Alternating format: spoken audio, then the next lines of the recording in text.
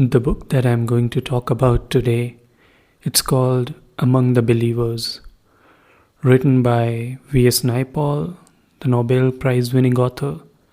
It was published in 1981, and the idea behind the book was that the author travels through certain Islamic countries and observes the religious fundamentalism or extremism that was growing there. It must be noticed that these travels happened right after the Iranian Revolution, after which the Shah of Iran was thrown out of the government and Khomeini started ruling it. And being a Shia Muslim majority country, since then it has been a theocracy in some ways. And he also travels through other Muslim countries in Asia like Pakistan, Malaysia, Indonesia. And one of the purposes for that is he sees certain religious tendencies in these people, not so much in the Arab people who were the initial Muslims, but people who converted to this religion, and a lot of them inspired to have a theocratic or a religious state. It's also worth noting that right at the beginning, Naipaul confesses that he doesn't have any idea about Islam or Muslim societies. Just a few basic things here and there, the name of the Prophet or the Quran, just the very basics. But he goes there with open mind and write down his observations and tells a story. And as I said, the driving force is to understand the religious fundamentalism in Islam and what really is driving that in Muslim societies. It must be noted that it was written 40 years ago and the challenge is still the same. The Islamic world is still fighting the same battle where certain people are obsessed with establishing a religious state, and there are certain people who are opposing them. And this has been that kind of experience for the last many decades. Now the portion that I'm going to read for you today, this comes from Naipaul's travels in Pakistan. And in many ways, Pakistan is quite an interesting country, or at least it has become quite an interesting country, because when it was created in 1947, since then, it has pretty much been along the lines of an ideological state that is a home for Muslims. And since it was created by the Muslims of the Indian subcontinent, who were more or less converted from their original religions to Islam, it's a very interesting tendency to observe here, which Naipaul observes and writes about. And especially this tendency among the fundamentalists and the extremist people who are just obsessed with Islamic history and how they kind of glorify it, even to the extent where they are glorifying the invaders, the Muslim invaders who came to their land and eventually conquered and converted people to Islam, and a lot of times forcibly. So that kind of tendency is very interesting to note. And Naipaul writes about it in the chapter called Killing History, where he describes how people are obsessed with the history of Muhammad bin Qasim, who was perhaps the first invader in a series of Islamic conquests that happened in India during the Middle Ages, and how he's become a hero in many fundamentalist groups in Pakistan. So, without giving my own opinions on that, let me just start reading the chapter and you'll get the idea. So, here we go. In the imagination, the Arabs of the 7th century, inflamed by the message of the Prophet, pour out of Arabia and spread east and west, overthrowing decade kingdoms and imposing the new faith. They move fast. In the west, they invade Spain in 710. In the east, in the same year, they move beyond Persia to invade the great Hindu-Buddhist kingdom of Sindh. The symmetry of the expansion reinforces the idea of elemental energy, a lava flow of the faith. But the Arab account of the conquest of Sindh, contained in the book called the Chachnama, which I read in Pakistan in a paperback reprint of the English translation first published in 1900 in Karachi, tells a less apocalyptic story. The Arabs had to fight hard.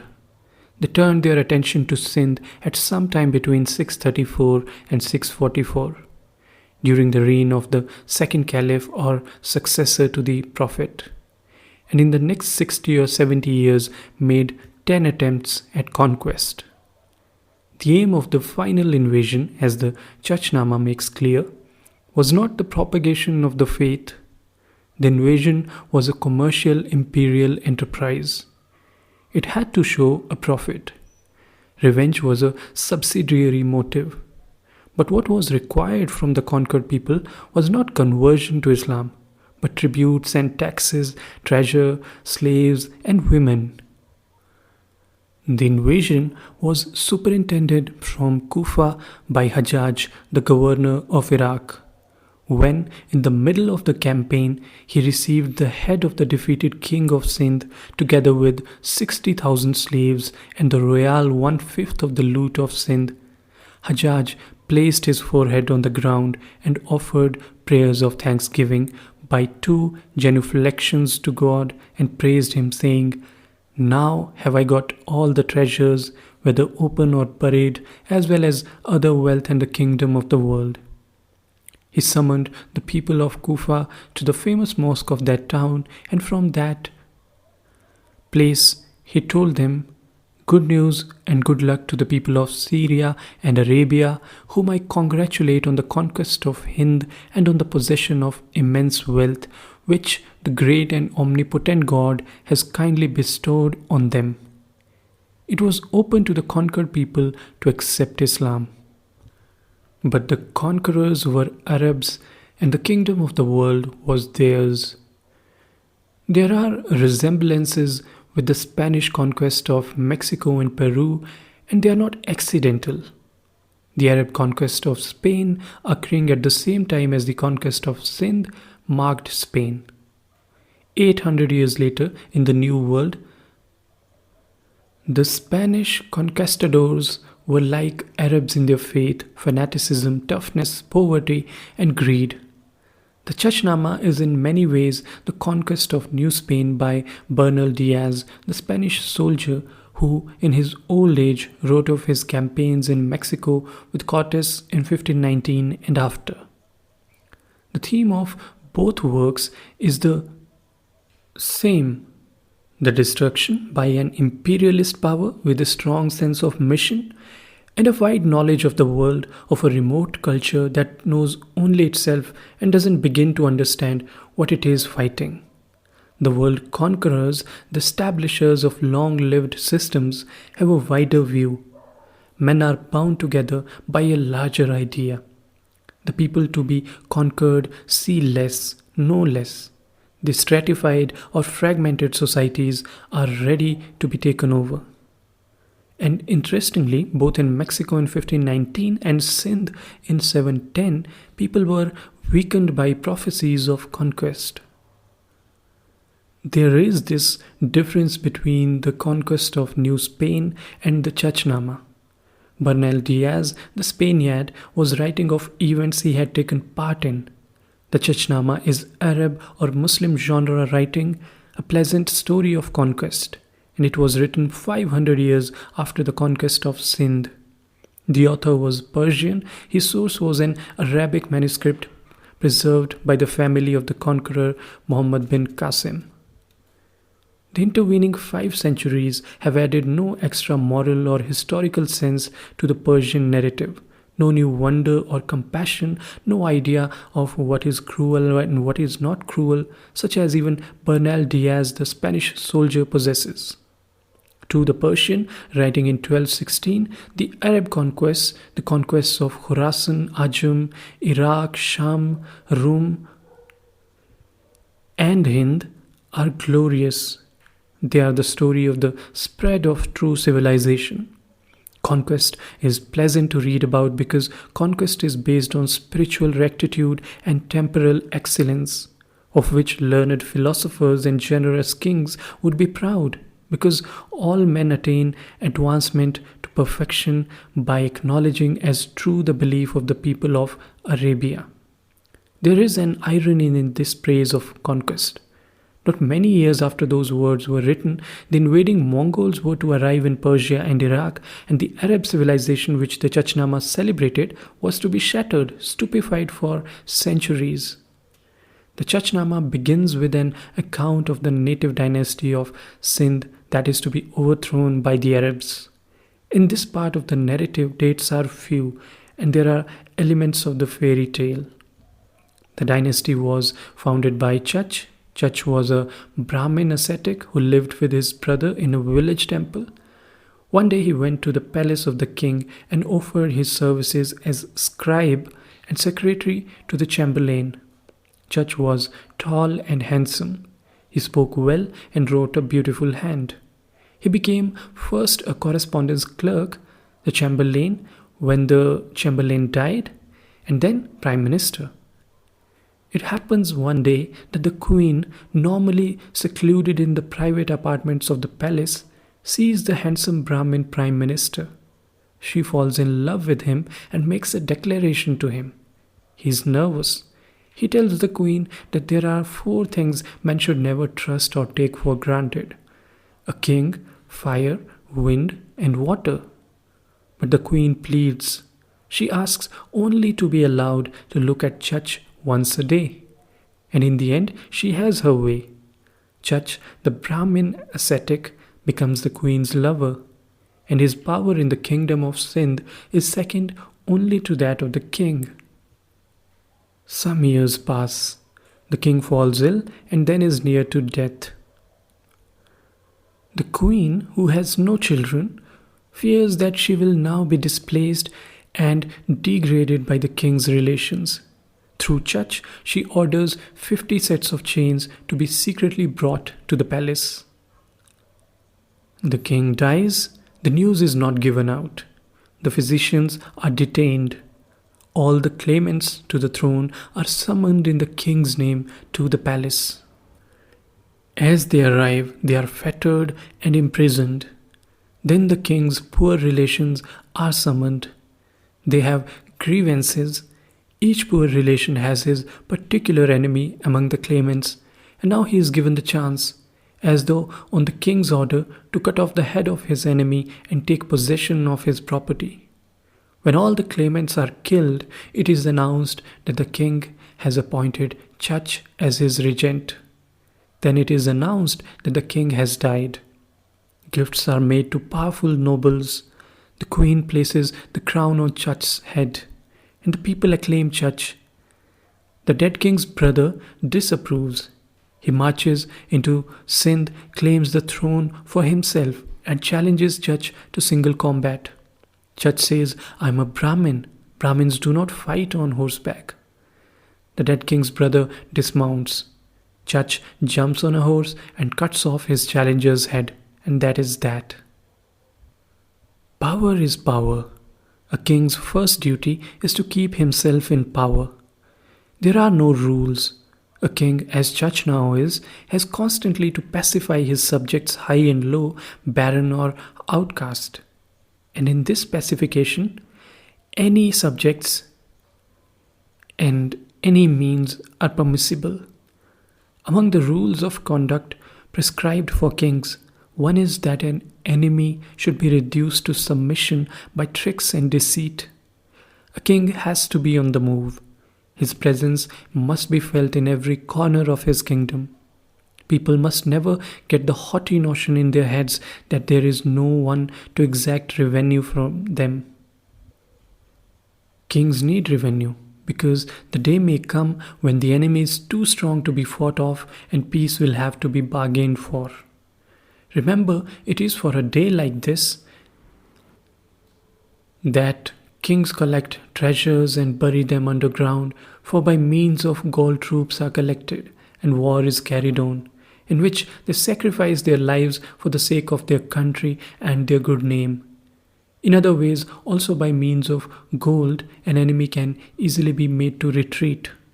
With the help of gold, a man can settle all the affairs of this world satisfactorily, repulse an enemy, and satisfy his vengeance. At the same time, with its help, he can make the necessary provision for his journey to the next world. This is what Chachnama says. Chach, the queen, soon disappears from his story. He rules for 40 years. It is Chach who repulses the first Arab attack, a sea attack on the port of Tebal.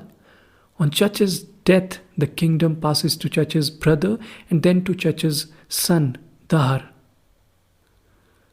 Dahar is told one day of a wonderful Brahmin astrologer, and since it is good for a king to consult wise Brahmins, Dahar gets on his elephant and visits the astrologer. For Dahar himself, the astrologer predicts nothing but good fortune. But this is clouded by what the astrologer says about Dahar's sister. The man Dahar's sister marries, the astrologer says, will rule the kingdom. Dahar is perplexed. His prime minister has a solution. Since a king's first duty is to his throne, Dahar should go through a form of marriage with his sister. There are 5 things, the prime minister says, which have a sorry look when they lose their proper place. A king who has lost his kingdom, a minister who loses his proper place or position in the ministry, a holy man who has lost his disciples, hair and teeth when they drop out, a woman's breasts when they droop with age. Dahar is shocked by his prime minister's advice. The prime minister goes home, takes a sheep, scatters earth and mustard seed in its wool and waters it. After some days, the mustard seeds sprouts. The sheep turns green. The sheep is then driven about the town and people rush to see it. But after 3 days, the wonder abates. The green sheep is taken for granted. The Prime Minister says, "O King, whatever happens, whether good or evil, the people's tongues wag about it for 3 days. Thereafter, no one remembers whether it was good or evil." So Dahar goes through a marriage ceremony with his sister. Much is made of this incident, though it has no important sequel. It serves only in the Persian Arab narrative to stress that the kingdom of Sindh is morally blighted, and the cause of the dynasty of Chach cannot prosper. Attention shifts now to the Arabs. The narrative alters, becomes more historical, begins to depend on the narrative chains of Arab history. And we are at once in a more organized, more disciplined and less arbitrary world, a world of law where men, however anxious for power, fame and wealth, also serve a cause above themselves. The soldier obeys the general the governor the caliph, and all serve the Prophet, Islam and God. After the failure of the first 2 expeditions against Sindh, the third caliph, Osman, orders a detailed report on the affairs of Hind and Sindh, its rules of war, its strategy, the nature of its government, the structure of its society. The order goes to Abdullah, and Abdullah passes it on to Hakim. And Abdullah is so impressed by what Hakim has to say that he sends Hakim directly to the Caliph. "O Hakim," the Caliph says, "have you seen Hindustan and learnt all about it?" "Yes, O Commander of the Faithful. Give us a description of it." "Its water is dark and dirty. Its fruit is bitter and poisonous. Its land is stony and its earth is salt. A small army will soon be annihilated there, and a large one will soon die of hunger." "And how are the people? Are they faithful or violators of the world?" "They are treacherous and deceitful." The Caliph takes fright at this last piece of information and forbids the invasion of Sindh. But under the later caliphs, the idea comes up again and again. The seventh expedition is led by Sinan, whose distinction now, time is passing, is that he was born in the lifetime of the Prophet and had been given his name by the Prophet. There was a tradition that the Prophet had said to Sinan's father Salma, "O Salma, I congratulate you on the birth of a son." But though the Prophet appears to him in a dream, Sinan is killed in Sindh. And 2 expeditions after that also end badly. Towards the end of the 7th century, Hajjaj becomes governor of Iraq, Sindh and Hind. Hajjaj was first supposed to deal with religious racial disaffection in Kufa and Iraq. Then he too sends an army to Sindh. King Dahar of Sindh has been encouraging Muslim rebels. Hajjaj's army is defeated by King Dahar's son. The Arab commander is killed and Arabs are taken prisoner. The reigning caliph wants to hear no more of Sindh. The country is too far away, he writes Hajjaj. The people are too cunning, the expeditions are too expensive, and too many Muslims are being killed. But Hajjaj asks for another chance. He promises to pay back to the royal treasury double the sum spent on a new invasion. The caliph agrees. He gives a written order for the invasion of Sindh. Hajjaj selects 6,000 experienced soldiers from Syria, appoints his 17-year-old son-in-law Muhammad bin Qasim general, and superintends every detail of the preparations. The army, with a full complement of pack camels and camelmen, is to go by land. The siege supplies, including naphtha arrows, coats of mail, battering rams, and a special catapult that requires 500 men to operate it, are to go by sea. Bin Qasim is to do nothing without the authority of Hajjaj. A system of runners ensures that letters get from Sindh to Kufa in 7 days. Hajjaj in his letters constantly mixes military instructions with religious exhortations. Dig a ditch around your camp, be awake for the greater part of the night, and let those of you who can read the Quran be busy reading it. The army must always camp in open ground. At times of battle, the army must always be divided into 5 sections: center, vanguard, rear guard, left wing, right wing, with cavalry on the wings. Bin Qasim arrives at the port of Debal. The supplies sent by sea arrive the same day. But Hajjaj doesn't give the order to engage in battle until the 8th day. At the end of that day, a Brahmin comes out of the town. He tells the Arabs that the town is guarded by a talisman. The 4 long flags of green silk that hang down from the arms of the flagstaff on the dome of the great temple of Debal. While the flagstaff stands, the Brahmin says, the people of Debal will fight. It is the first of the betrayals that will assist the Arab conquest. But they are not betrayals really. They are no more than the actions of people who understand only that power is power and believe they are only changing rulers. They cannot conceive that a new way is about to come. Bin Qasim asks his catapult engineer, Jobat, whether he can knock down the flagstaff. Jobat says, if we remove 2 ramrods from the big catapult with 3 stones, I will blow off the flag and pole and break the dome of the temple. 10,000 dirhams for you if you do that, bin Qasim says. But if you fail, and if you spoil the caliph's catapult, Jobat says, let the hands of Jobat be cut off. That is the compact. And on the next day, while the Arabs attack the town from 4 directions, the big catapult is placed where Jobat says the 500 catapult men pull on the ropes and the stones are shot off from the flagstaff and the dome are shattered.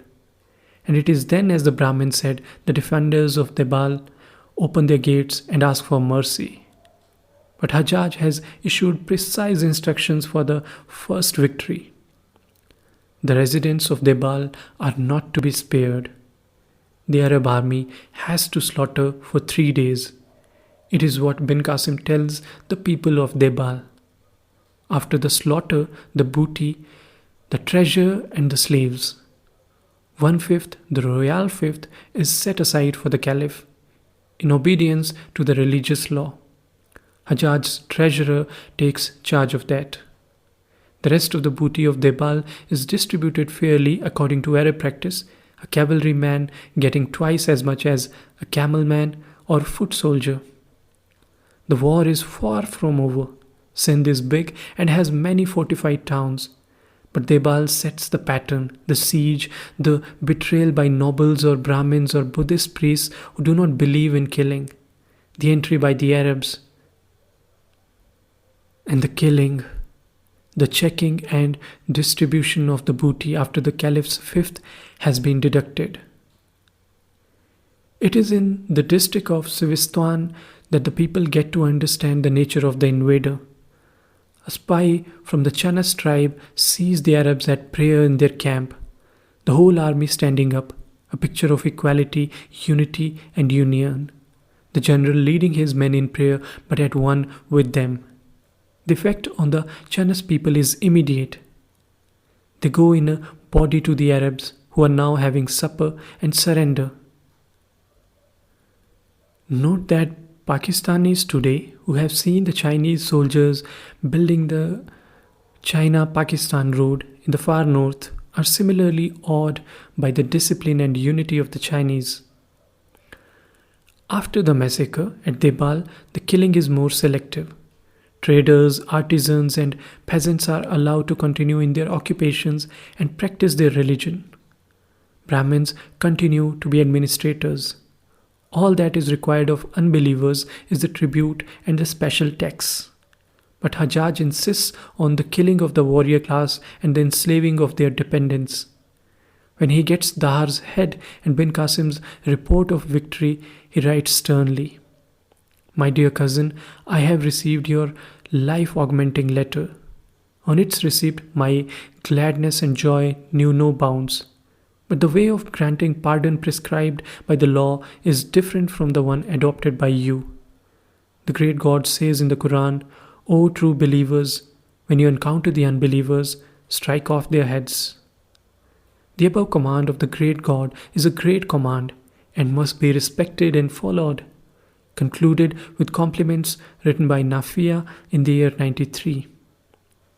And he returns to the point even later in the campaign. He says, "My distinct orders are that all those who are fighting men should be assassinated, and their sons and daughters imprisoned and retained as hostages." So, at the big town of Brahminabad after his entry, bin Qasim next came to the place of execution and in his presence ordered all the men belonging to the military classes to be beheaded with swords. It is said that about 6,000 fighting men were massacred on this occasion, some say 16,000. And King Dahar never understood the nature of the war, never understood that more than his throne was at stake. There was for him in war an element of chivalry and deadly play. He could have prevented bin Qasim crossing the Indus River. It was what he was advised to do. But he thought that undignified. He could have retreated even then and left the desert to deal with the invaders. It was again what he was advised to do. But again he thought that undignified. He died in a battle. Napthai rose, set the litter on his elephant alight. There were 2 women servants in the litter, one preparing betel leaves for the kings to chew, one passing him arrows. There was also a Brahmin. The elephant, frightened by the fire on its back, plunged into the shallow lake beside the Indus, and mounted Arab archers killed King Dahar while he was still in the litter. Like a warrior, Dahar had gone into battle prepared for death and the funeral pyre. His body, when it was found, smelled of musk and attar of roses. The women servants who were captured, they later identified the king's severed head for bin Qasim. The sister Dahar had nominally married for the sake of his kingship, burned herself to death with other women of her household. Dahar's real wife was brought by bin Qasim with part of the loot of Sindh, and Dahar's 2 daughters were sent in the charge of Abyssinian slaves to the Caliph. They were admitted into the Caliph's harem. He allowed them to rest for a few days, then he asked them to be brought to him at night. He wanted to know who was the elder. He wished to take her first. He found out through an interpreter. The elder was Surajidyu. When the Caliph tried to embrace her, she jumped up and said, "May the king live long. I, a humble slave, am not fit for your majesty's bedroom because the just Amir Imaduddin Muhammad bin Qasim kept us both with him for 3 days and then sent us to the Caliph.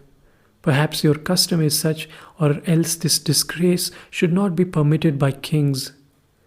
The Caliph bit his hand. He immediately ordered a letter to be sent to bin Qasim, ordering him to put himself in raw leather and come back to the chief seat of the Caliph. Bin Qasim was on the Indian border. He obeyed.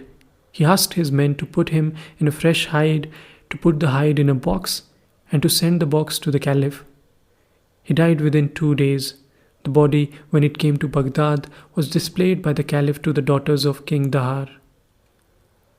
"Look," he said, "how our orders are promptly obeyed by our officers." And then Surajidyu said she had lied to be revenged on bin Qasim. She and her sister were both virgins. They had not been touched by bin Qasim. The Caliph immediately ordered the 2 sisters to be buried alive in a wall. From that time up to our own days, the banner of Islam has been rising higher and higher and gaining greater and greater glory day by day. The Chachnama says, with that apparent inconsequentiality, the narrative ends. The recall of bin Qasim speaks of some political change in Iraq and Syria at the time, but the Arabian Nights fabrication and the degeneracy it implies is a reminder that 500 years separate the Chachnama from the conquest of Sindh. The Mongol storm is about to break over Minaret and Seraglio. The Arab conquest of Sindh is distinct from the Muslim invasions of India proper, which began about 3 centuries later. But the Sindh conquered by bin Qasim was a big country, roughly the area of present-day southern Pakistan and southern Afghanistan. And Chachnama might be said to be an account of the Islamic beginnings of the state. But it is a bloody story, and the parts that get into the school books are the fairy tales. An Arab ship was taking gifts to the Caliph, the ship was seized by King Dahar, and Muslims were made captives. The women among them called out, "Hajjaj, save us, save us." To rescue them, Hajjaj invades Sindh. Little things have to be changed even in the fairy tales. The flags on the temple of Debal, the talisman knocked down by catapult, were green. Green is the Islamic color. So, in at least one textbook, the flags are made red for the children. In little things, as in big, the faith has to be served.